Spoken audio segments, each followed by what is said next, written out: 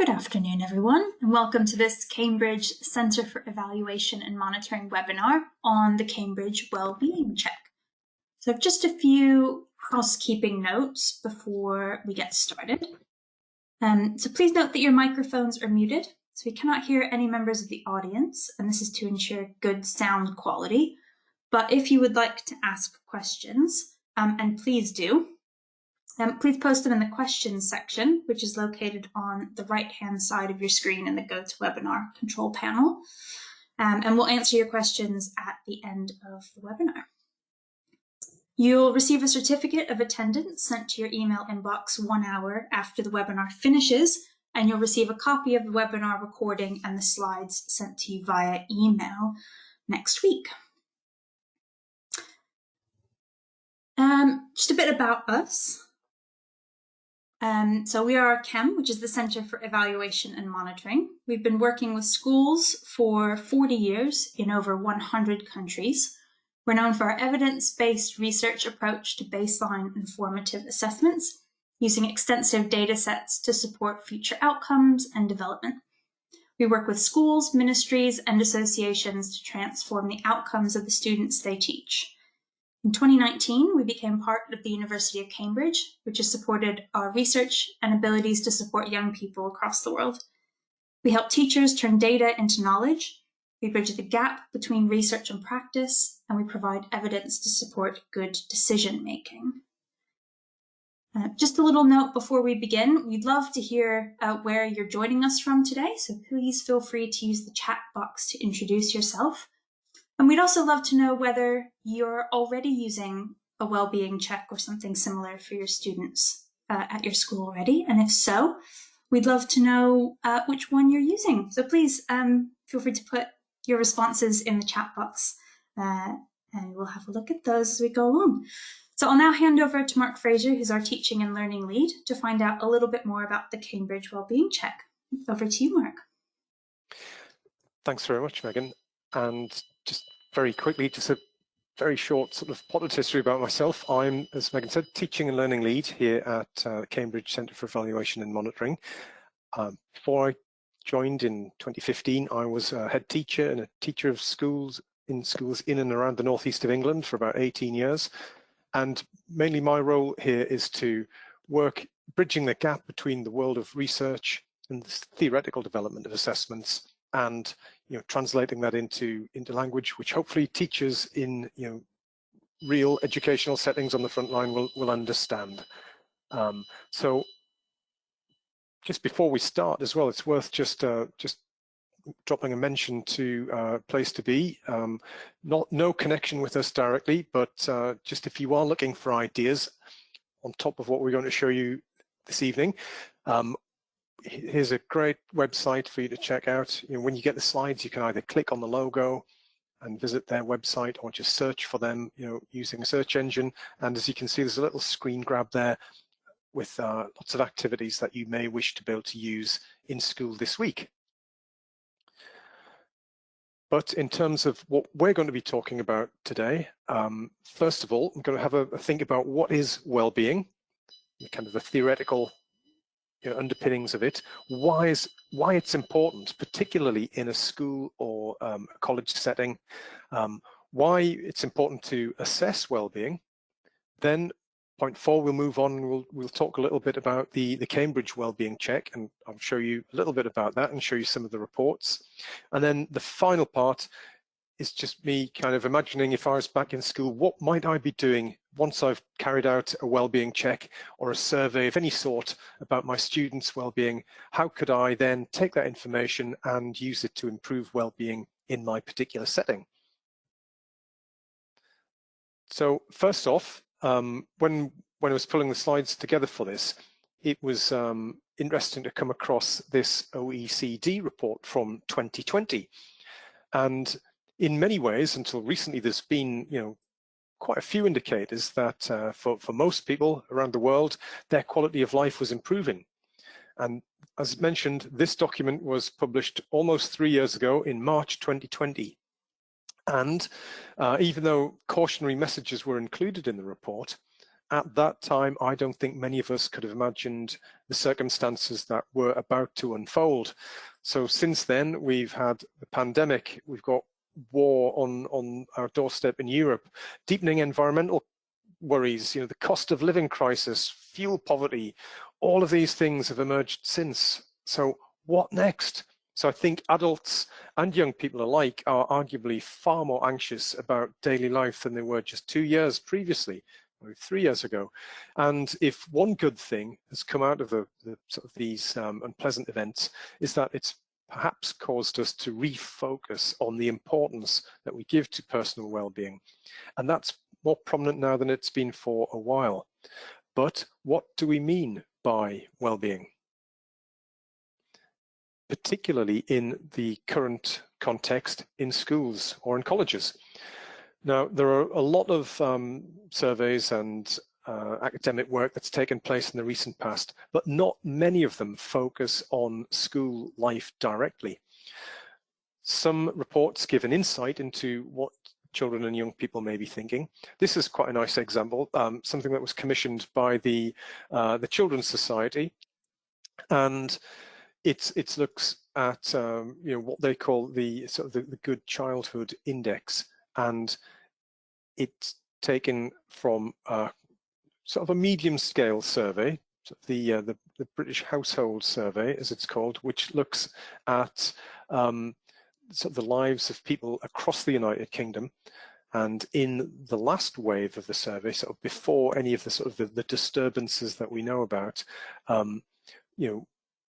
it already looked, if I go to the graphs, you can see that things were perhaps on a bit of a downward trend to begin with. There is some good news that children and young people report, between about 2009-10 and 19-20, that the satisfaction that they felt with their families and their home lives was fairly consistent. There are a few ups and downs on that left-hand graph there, but you can see generally quite stable. However, life as a whole from about 2011-12 seems to be pretty much on a downward trajectory. What they thought about school, equally sort of downward in trend. However, that's a little bit more erratic. There are a few more ups and downs there, but generally this is showing that students' happiness in certain situations is quite negative in some ways.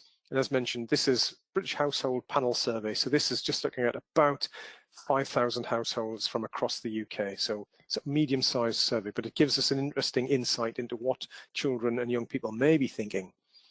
So the recent work that we've been doing is based on a paper which came out about 8 years ago from the Faculty of Education in Cambridge by two academics, Ross McClellan and Susan Stewart, and they looked particularly at young people's experiences in their places of education. And it sort of distinguishes between, in that respect, the measures between sort of well-being for adults and children. Because I think, although children and young people are sort of sponges who soak up their sort of worries and anxieties from the adults around them, there are fairly specific situations that we need to think about, particularly in the context of school. So they proposed a well-being framework which concentrates on these experiences and divides them into 4 areas. It's kind of 2 overarching concepts, 4 areas of well-being, but you have 2 that are grouped under feelings. How are young children and young people in general feeling, and how are they functioning in the learning environment? And then, as mentioned, they're subdivided into the 4 areas, which we've got life satisfaction, how happy and content they are in general with school and life outside. Negative emotions, how students are inclined to dwell perhaps on negative thoughts, or how they're affected by stresses and anxieties. On the functioning side of things, we've got interpersonal well-being, which is about how they relate to other people, their peers and adults around them, and how they feel valued. And finally, the 4th one, competence well-being, how much students experience a feeling of competence and self-confidence, fulfillment and purpose in their education, and also are they getting the right skills that will set them up for success in the workplace after they leave the educational world. So again, we'll talk a little bit about this as we go, but our sort of work is sort of based on these sort of 4 pillars of well-being. When we think about these, we do need to remember that well-being is subjective, a psychological state which may change over time and change according to context. By which I mean, that could be from, beg your pardon, from month to month or even day to day. It also changes from one context to another, and a student's well-being may be high at home but low in school, and children with the same physical circumstances can experience very different levels of well-being. So how do we find out about it? How do we know if we've got 2 very, very similar children, but they're potentially feeling and functioning in very different ways? Well, we would suggest that you ask your students about that. And why would you do that? Why do you need to know about well-being? What is it that is important about it? Well, in a nutshell, we would suggest that well-being is intrinsically linked and is essential to academic success. I think this is my central message today, and we have evidence from recent academic studies which shows us, unsurprisingly, I think, that well-being is linked with some forms of motivation, basically students wanting to learn and to make progress, and also very closely associated with engagement. See, engagement is probably the metric that we all know about, is a sort of attendance. What are your attendance figures like? Do you have students who are likely to truant, to skip school, as it were? They are students who are disengaged. It's very simple, isn't it? If you are not in school, the chances that you are making the required academic progress are fairly minimal. So we need to be trying to identify these problems before they arise and manifest themselves as poor attending students, or students who are just there but are not fully engaged. And again, a little bit more evidence, and a little bit more evidence with a twist at the end here. So we know that there are quite a few studies out there which identify this correlation between well-being and educational performance.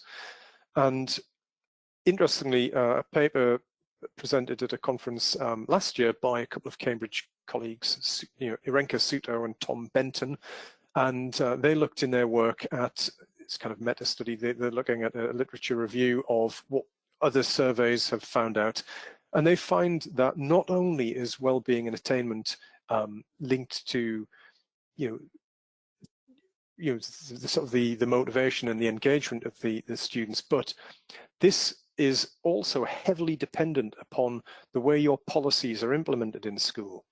So we will talk a little bit more as I go on about what you can do, particularly in the last section, about if you are thinking about your policies, you're thinking about your systems in school, what can you do to make sure that it's a cohesive, cogent, and consistent system? Again, quite an important sort of point to note there from Suto and Benton. So, third question, why should we assess well-being in schools? I suppose we could turn that on its head and say, why should we assess anything? Why should we assess geography, art, technology, history? Why should we measure any of these things? And it's as a teacher, you are constantly assessing informally for a vast chunk of the time, and for far lesser sort of portion of your time formally. So basically, assessment in this sense, because I'm careful with the word assessment here, because this is nothing sinister. This is just gathering information. That's what I mean by assessment in this specific context. So if you are gathering information, if you can measure something, if you can sort of evaluate something, assess something, you are obtaining better information about it. If you have better information about it, you increase your understanding of it. And that puts you in a much stronger position when you need to make decisions or take action. So this is about collecting information that you can act upon. And whether it's true of, as I said, geography, history, maths, science, art, PE, it's also true of well-being. Interestingly, just jumping back to that Good Childhood report as well, they decide that it's a really good thing to be doing as well.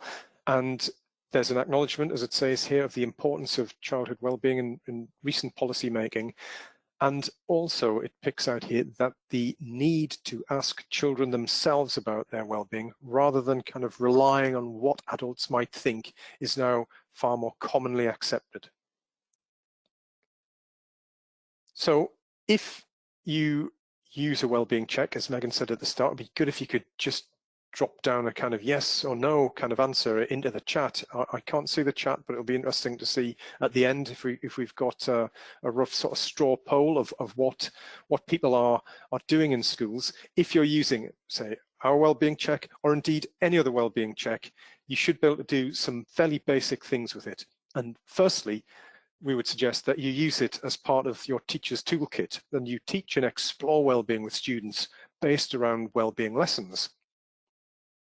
If you are conducting a survey, that's going to allow you to do three other things. Firstly, it's going to allow you to better understand individual students' well-being levels. You can aggregate that data up to class, year group, school levels, and think about the well-being of groups of various sizes of your students. And of course, once you've done that once, you will probably find out this interesting information and you will want to do something about it. You want to take action. You put an intervention in place perhaps, and following that up, using a well-being check of some sort again, only by doing that will you be able to evaluate the impact of the intervention that you put in place, and you have this system of ongoing well-being monitoring as well. So you need to be thinking about how you're finding that information. Are you really speaking to the students themselves? What sources of evidence are you using if you're not doing that? And then are you using it to support your curriculum development as well?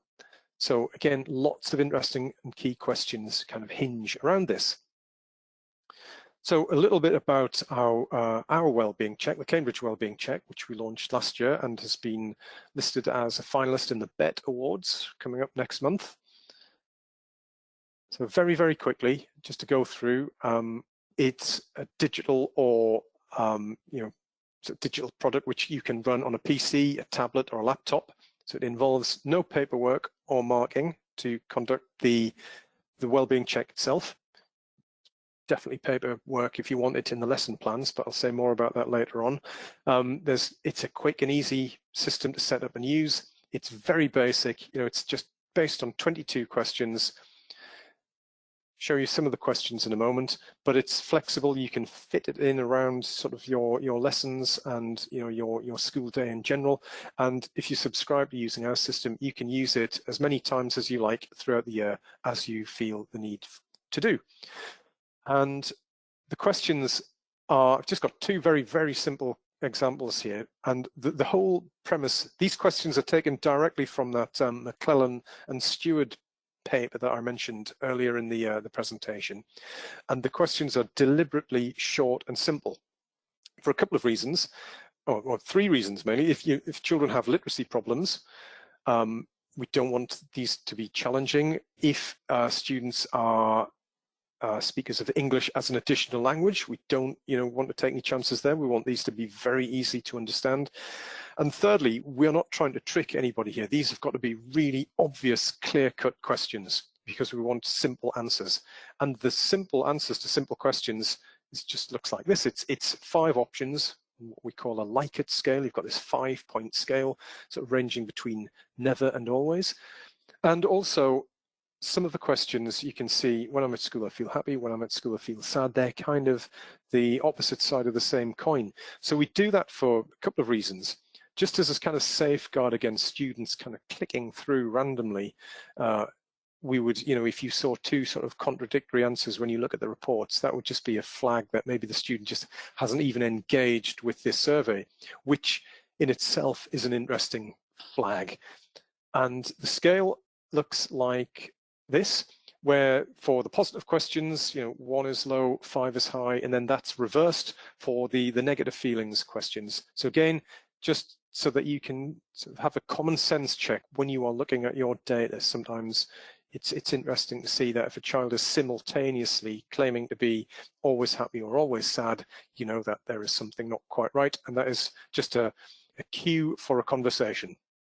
As most of this information is, really, we are not claiming our well-being check is diagnostic in any way. It's not a clinical instrument. We're just shining lights on potential areas of concern at an individual and a group level. So we have a variety of reports. I think we've got 14 reports. I'm not going to show you them all, but all of there are images of these reports in the slide deck, which you will be sent later on, and you can see examples of every report. Again, I apologize that this is tiny writing, so I don't expect you can read this, but as I say, when you get the slides, you can zoom in and have a look. And really, the reports satisfy a variety of purposes.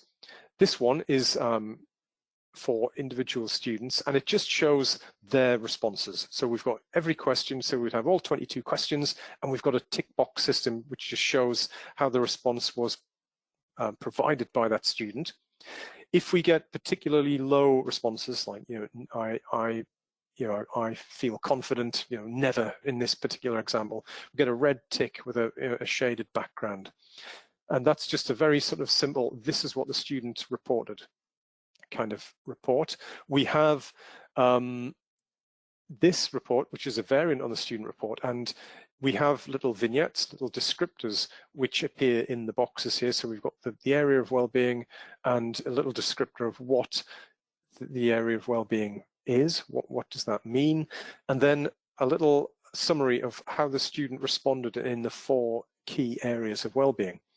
So a short summary of responses with a reassuring comment at the bottom. Again, this is really nice to be given out to students after they've done the well-being check. And again, if there is anything that they're concerned about, hopefully we're opening the door for further conversations with their teachers, their pastoral support staff in school, but also it's a nice thing to build a lesson around. And again, a little bit more about lesson plans and what they do in a little while, but that's a kind of a text-based report, but we do also have in the bundle some reports for teachers and for school leaders, where we have summaries of the responses for each of the students in the 4 key areas of well-being and their sort of average scores. So again, you can aggregate that up to group level as well, and you can identify, are there recurring themes, are there patterns emerging here, are there particular things that students are worried about. So we show that in alternative ways, like instead of the data there, we've got these very simple sort of bar graphs, and again we use color to highlight problem areas.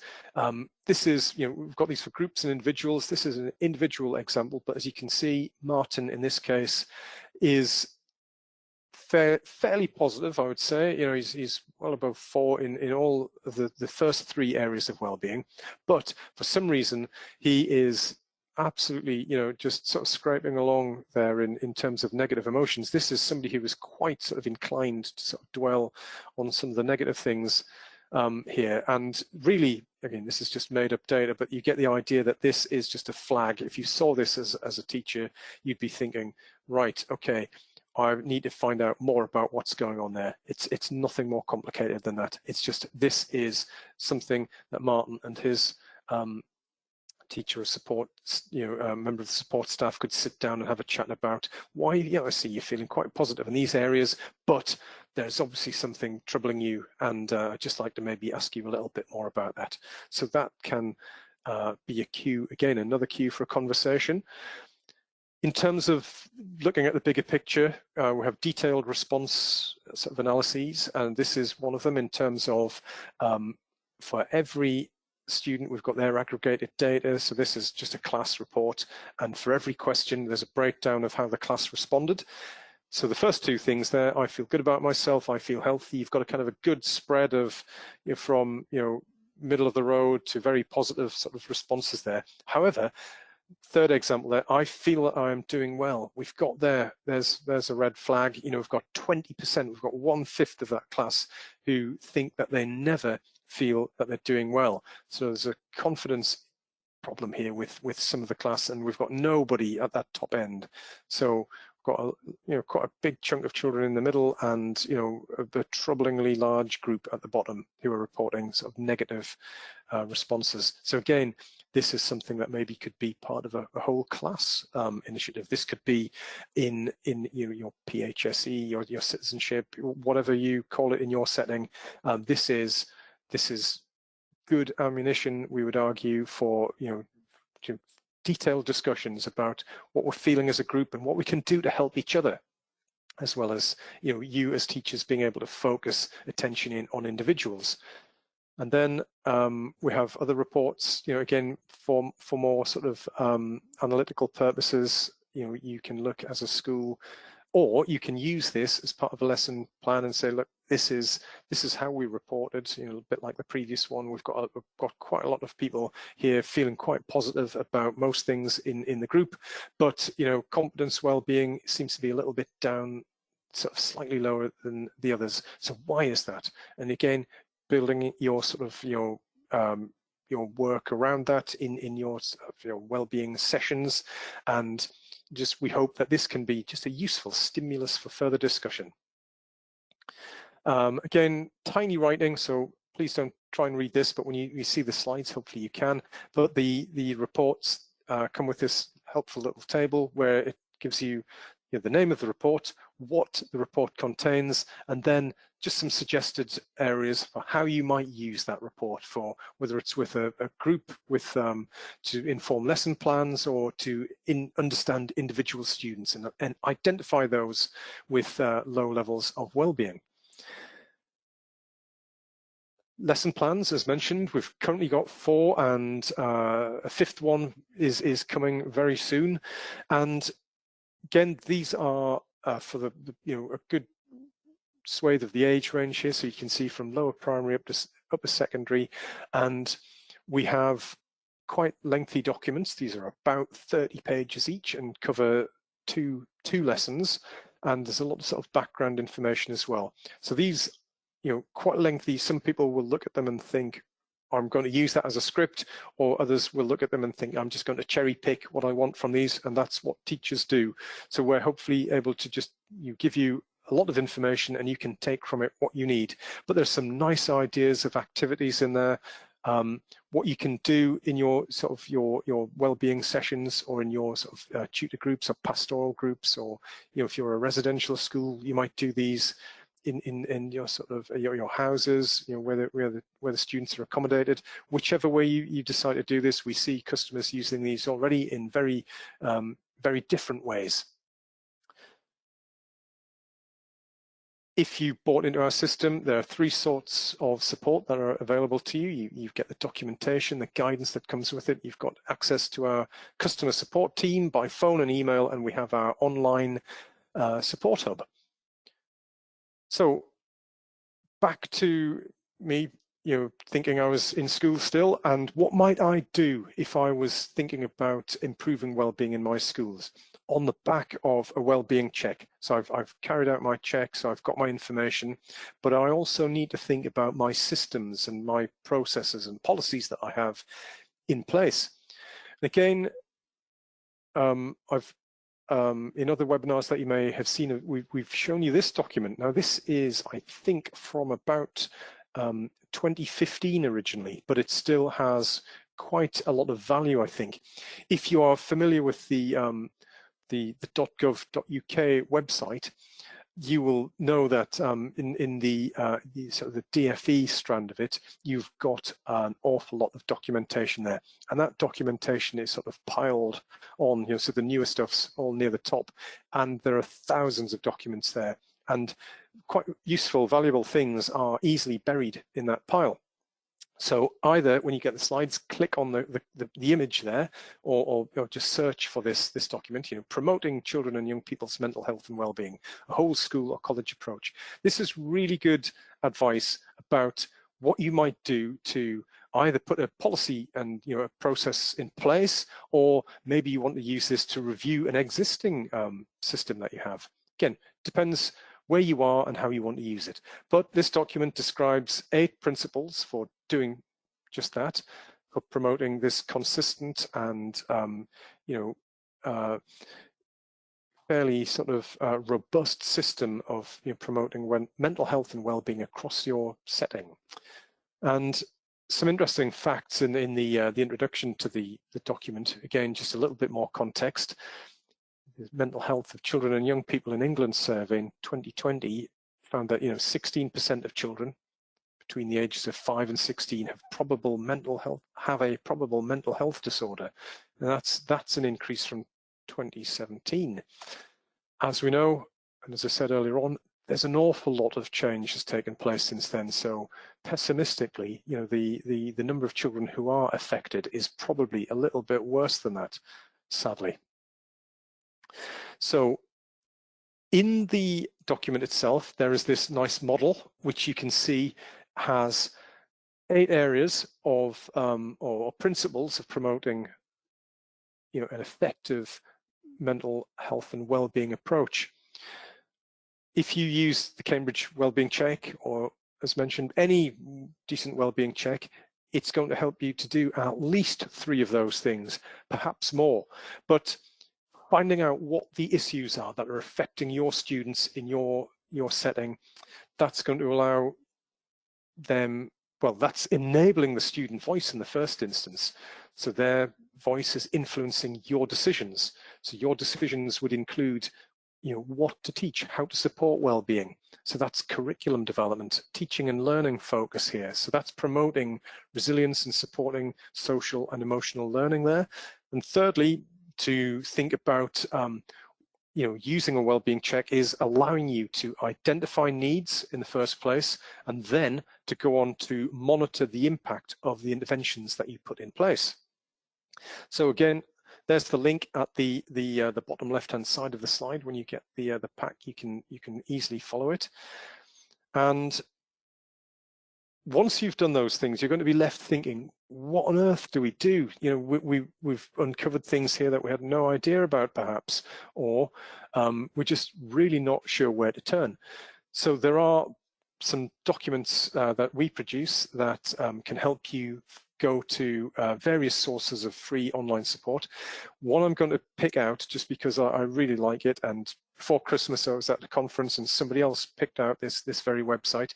Maybe some of you out there already know about it, but the Anna Freud National Center for Children and Families have a really good website, and you have quite a detailed model there of 5-step model: leading change, working together, understanding need, promoting well-being, supporting staff. They have this framework, and around it some really nice resources that you can use in your particular circumstances. I mean, they even have, within the UK setting, just to pick an example, there is a specific set of documents for Scotland, and a really nice link to understanding the mental health landscape in Scotland and mental health on the curriculum in Scotland. So please do, I'm just going to backtrack to that slide and just put a bit of a disclaimer out there. We are, I'm sort of suggesting that you go and have a look at this, but this is an organization that's not directly connected with Cambridge. So please do check when you go to any third-party providers like this, that you consider that their content is appropriate for your students, be that by age or be that culturally. There are certain things that you would want to talk about with young children that you would not share with older children, perhaps, and vice versa, or particularly cultural sensitivities around the demographic within your school or college. So again, your professional judgment to decide what is suitable for you. And then, just before we finish off and we go to see if there are any questions or comments, what can you do? One more thing that teachers could do, perhaps, is to make sure that every single student has formed at least one strong and supportive and appropriate professional relationship with an adult in school. particularly those students who move around. If you are a student who comes to school, mid-year, halfway through their time in school, they've perhaps been in multiple schools already, it's so much more difficult for them to fit in, to make friends, to build those relationships with their peers and also with their staff, the staff perhaps. So you need to be kind of going out of your way, I would suggest, for students who've recently arrived, out of the normal time frame. And just generally, everybody needs somebody to talk to, whether it's a student or an adult. We all need somebody to go to when times get tough. So that's one quick hit that you could make sure of tomorrow. So thank you so much for listening. We've got a couple of links here that you might want to follow if you want to know more about Wellbeing. You can go to our website there, cem.org/wellbeing. If you're interested in buying our Wellbeing check, again, same there, but with buy Wellbeing check on the end, or drop us a message. Just email us and we will get back to you with any sort of queries that you have.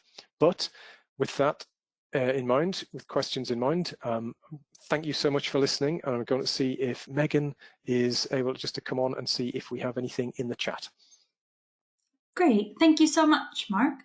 I'm just going through the questions that have been submitted. There's been a few comments about whether or not people are already using a wellbeing program, and everyone has said no, they're not currently using a wellbeing program. Right, interesting.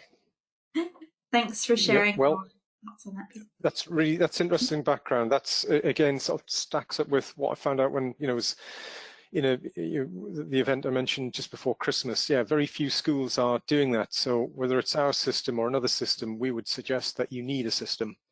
And again, we're happy to chat to you about that. Yeah, absolutely.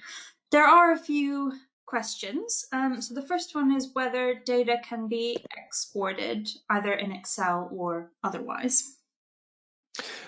Yes, this comes out. This can be sort of taken out because these are extractable, for your sort of analysis generally, and also I believe, without being able to demonstrate this now, these come out as sort of PDFs as well.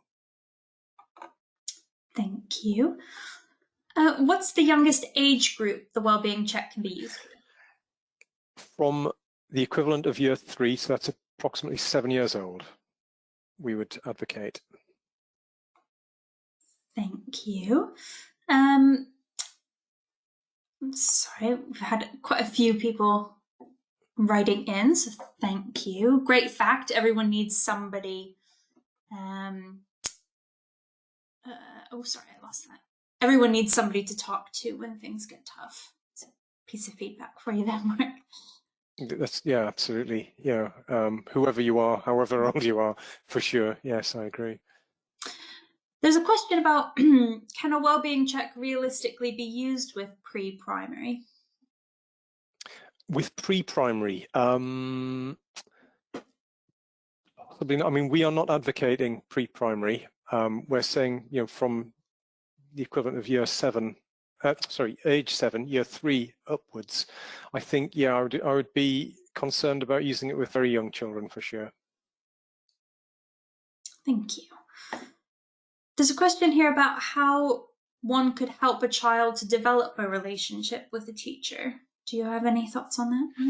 I think just, again, going back to my time in school, being approachable to start with, whether it's you, if you're not approachable, kind of get the help of somebody who is. And, it's all about kind of just instilling that confidence and allowing children to be confident that you will, kind of maintain confidence at the same time. Kind of classic child protection training, you don't keep secrets. If there are things that need to be addressed, you may have to, speak to other adults, and all of these things that teachers would do. But I think just being, friendly, approachable, available, just making time. I used to think it was great when I was a head. I did a lot of kind of dinner time yard duties because I thought it helped kind of keep sort of the behavior to an acceptable standard if I was out and about at lunchtime. But also children just kind of drift up you and tell you things. And, you know, it was amazing, sort of little bits, snippets of information on all sorts of things came out. Going back to when I was, you know, in the classroom on a permanent basis, it was amazing when you were sitting, you know, when you were doing kind of creative things, you know, doing art, you know, helping children painting or making models or whatever, and you're just generally chatting. It's on those kind of informal, relaxed situations that you find these kind of gems of information, these little snippets just kind of emerge.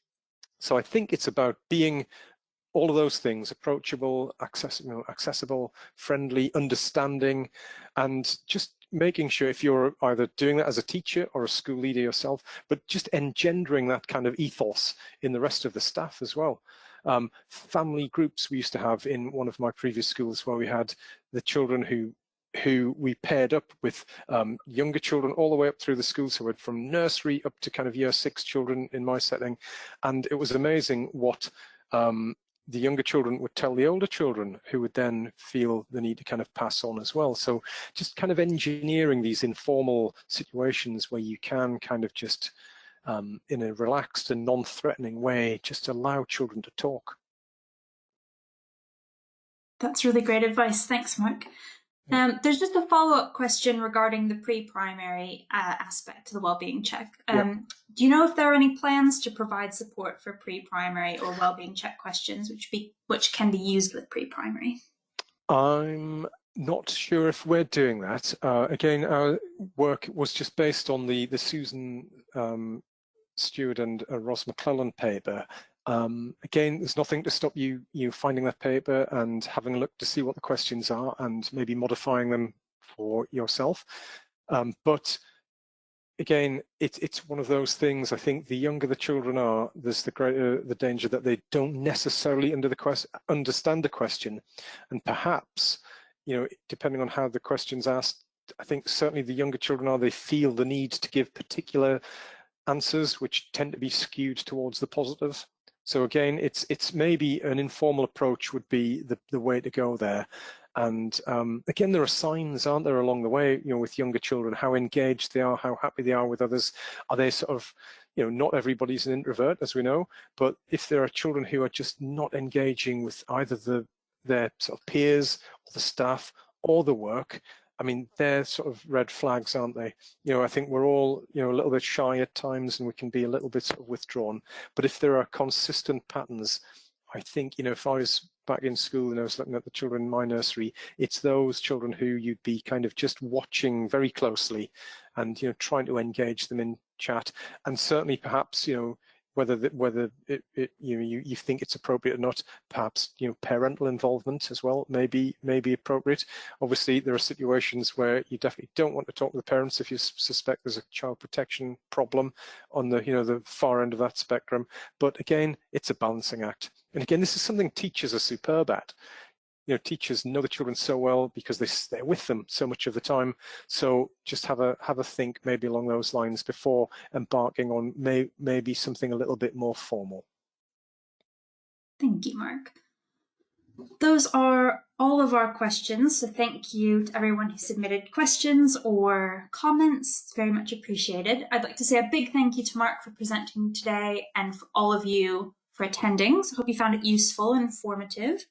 We'll be sending the slides and the recording around within the next week or so. But if you have any questions in the meantime, please feel free to contact us at chem@cambridge.org or follow the links on Mark's slides there. Thank you and have a great rest of your day, everyone.